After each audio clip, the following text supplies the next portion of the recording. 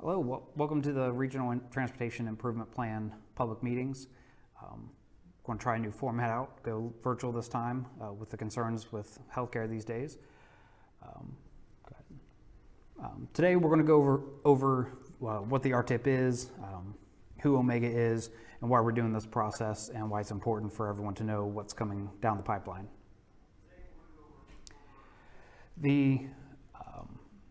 So Omega is a council of governments. We have 10 counties, and in transportation we have 8. We cover Carroll, Columbiana, Coshocton, Guernsey, Harrison, Holmes, Muskingum, and Tuscarawas for transportation. And we cover Belmont, Jefferson for some other things, including community development. We also have 12 city governments: Cambridge, Coshocton, Dover, East Liverpool, New Philadelphia, Salem, Yorksville, and Zanesville are all in our transportation planning area. St. Clairsville, Steubenville, Toronto, and Martins Ferry are also covered more for the community development side. And our mission is to provide a pathway to enhance community and economic growth in the region. And as part of that, you need a robust transportation system. So we do many things. We provide a lot of planning assistance for local governments. We do funding administration. We go after grants. And we're also a regional transportation planning organization, which is why we're here today. Some of the services that we provide, they're rather wide-ranging. We have short-range planning, active transportation plans, school travel plans, small corridor plans for different municipalities, regional safety planning. We also do more regional across all 8 counties to do our long-range transportation plan that goes out for the next 25 years, our regional transportation improvement plan, which covers the next 4 years from 2021 through 2024, as well as some corridor studies for US 30 in the northern area and Columbiana County, as well as the Columbus-Pittsburgh corridor goes right through the middle of our district. Our current goals are to maintain and improve the existing transportation systems, address safety and congestion concerns as they arise, improve quality of life, and to facilitate the economic and community development of our entire region. So you might be asking, what is the RTIP, which is the Regional Transportation Improvement Plan, and it's part of the statewide Transportation Improvement Plan, which is done every other year, and it's a 4-year planning document. So we're going to look at everything that ODOT and our local partners have programmed from starting July 1st of 2020 all the way through June 30th of 2024. ODOT's one of our partners. The urbanized areas do their version. The rural transportation planning organizations, which is what we are, we do our version, and we put it all together and send it.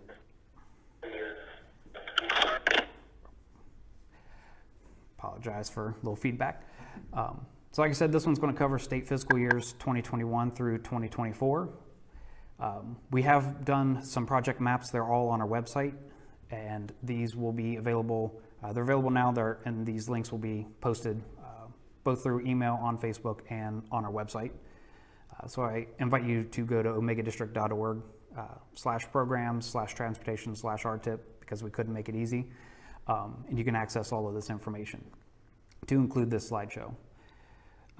But it's your opportunity to comment on the program projects as they are now, knowing that some of these may change over the next couple of years, but this is currently what ODOT has scheduled for the next 4 years. And they do include some locally initiated transportation projects that each county has put forward, received funding, and now will be able to complete.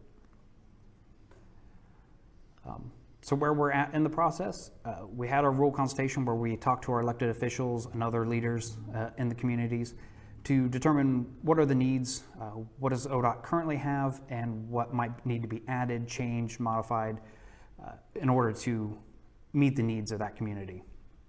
Then we began development of the actual draft plan. The draft was due to ODOT at the beginning of February, which we were able to make, and they've since given us some comments. We're going to incorporate those comments, and that's why we're bringing it out to the public so that everyone else can put in their comments about what's going on. So we're in the public involvement phase now for the next 2 weeks. At the end of April, beginning of May, this draft will be submitted up to the state, who will put it together with the rest of the state's different plans, and then they will ship it up to the Federal Highway Administration and the Federal Transit Administration for their final approval. Now into the meat and potatoes of why we're here. Over the next 4 years, we're going to see just shy of $400 million coming into our region. The total is about $398 million. Of that, $281 million is going to come from the federal government through ODOT down for these projects. The state matching funds are just about $95.5 million. The local match is just over $7.5 million.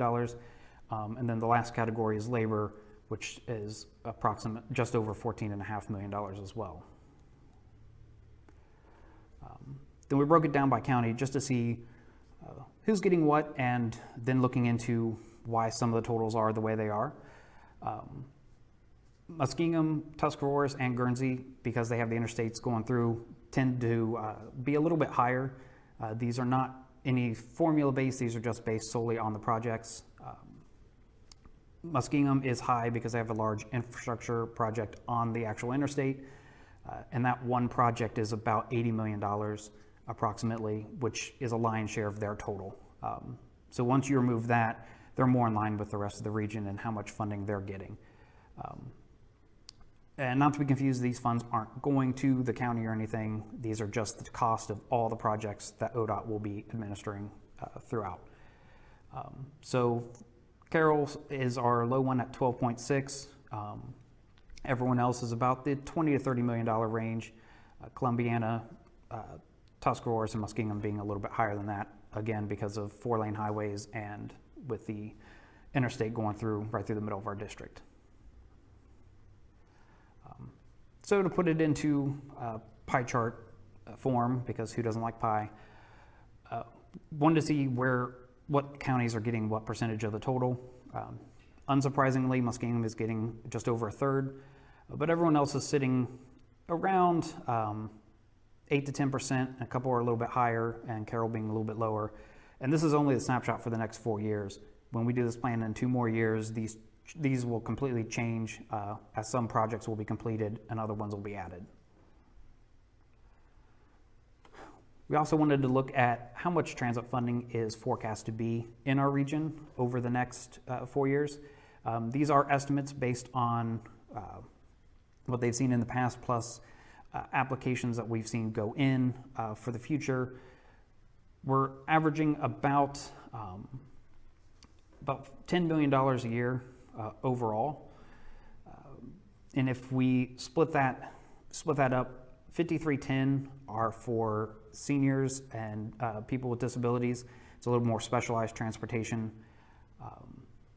5311 is rural public transit, which we have in about 5 of our counties currently. And 5339 is basically buses and capitalized maintenance, and those usually stay fairly steady year over year. So the federal is kicking in about $5.3 million each year, and then the local match, which is required, is about $4.8 million. So when we look at all these projects, we also want to look at how does it impact the populations of where these projects are going to be located. So per federal regulations, we look at areas where there may be poverty, higher than average poverty, or higher than average minority populations, which for our region, any census tract with an income level average of less than $45,761 was flagged as lower than the median, and anything higher than 5.18% minority populations were flagged as also higher than the median. And we looked at any census tract that met either one of those thresholds, and the ones that are in green that you see on the screen are ones that we want to look at scrutinize a little bit harsher at each of the projects, just to make sure that they're not going to adversely impact any population. A lot of this is preservation. As you'll see in a later slide, about 91% of all these preservations just fixing what we already have, which is a net positive overall, because it just helps people get to and from work and to and from home and school easier without wear and tear on their vehicles because of potholes or anything else. So we'll breeze through. We broke down each county, and there's two different types of projects. Ones that are bridges or culverts or an intersection improvement are going to be a little dot. Any roadway segment that's possibly going to get new guardrail, repaved, or anything like that is a longer line segment. We color coded them by year so you can see when it's going to potentially impact you. And we encourage you to talk to the counties, pay attention to the ODOT Facebook page and their website, and they'll have more information of when these projects are actually going to get started, how long roads may be closed or detoured. But this way you have an idea of what to expect and on what roads to expect them. Again, we did each of these by county. The darker shadings that you see are those environmental justice areas. So when we looked at these projects, we looked what kind of project are they, what is the scope of the work, and are they going to adversely impact? When we reviewed them, we couldn't find any adverse impacts other than a minor detour, but this isn't new capacity. We're not building brand new highways. We may be replacing a bridge, which may result in a closure, but the detour's already been mapped out and only adds a couple minutes of routing. Continue on with Coshocton County. As you see, a lot of work on some of the main roads, 16, 751, 36. They all have some projects coming up, 83 to the north. And that's not exhaustive. There's several. And if you view this online on our website, you can actually click on any one of those segments or dots, and it will tell you how much it costs, how much what kind of project it is, if it's bridge preservation or if it's a safety project, or if it's minor road rehab, usually just means repaving. That's fairly common throughout our region.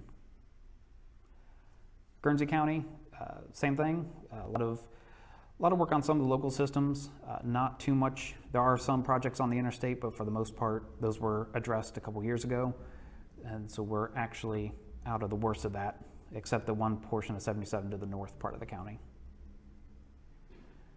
Harrison has a few different projects. Usually doesn't have that many projects programmed, just being a smaller county, and this is based on pavement conditions and any other external factors. And Harrison County in the past has had more projects, but now that those have been completed, they're kind of on a lower ebb, if you will, this go around.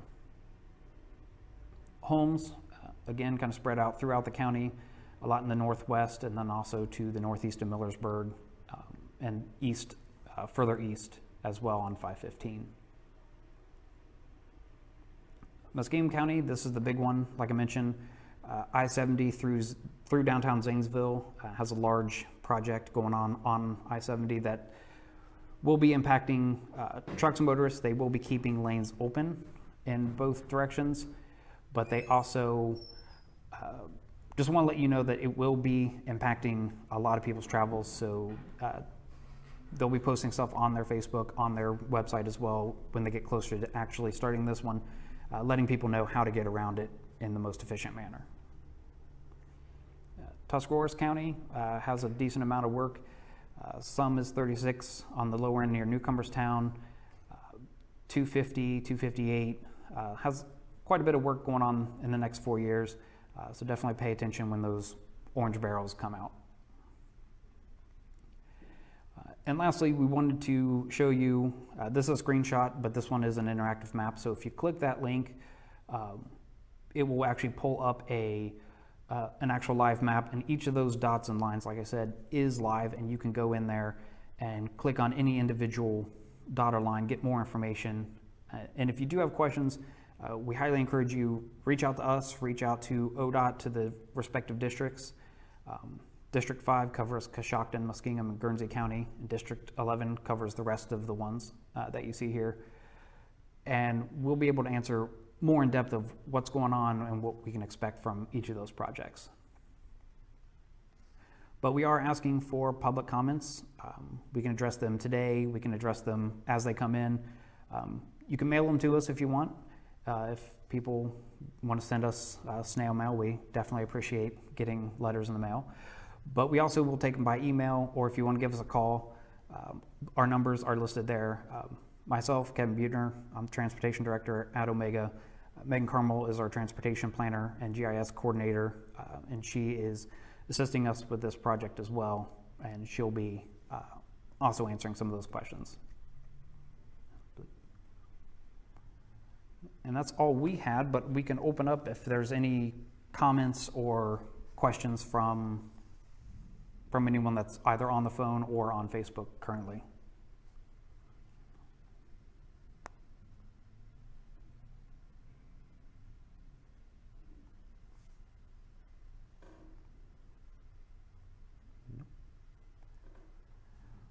If you do have comments, if anything you saw today started having questions, or if you get into some of the maps and you want to know a little bit more, feel free to contact us. Otherwise, we'll see you at our next webinar, which will be at 6 p.m. today. And this will also be on YouTube, and we'll be sending this out via email so that everyone else can see it. Thank you.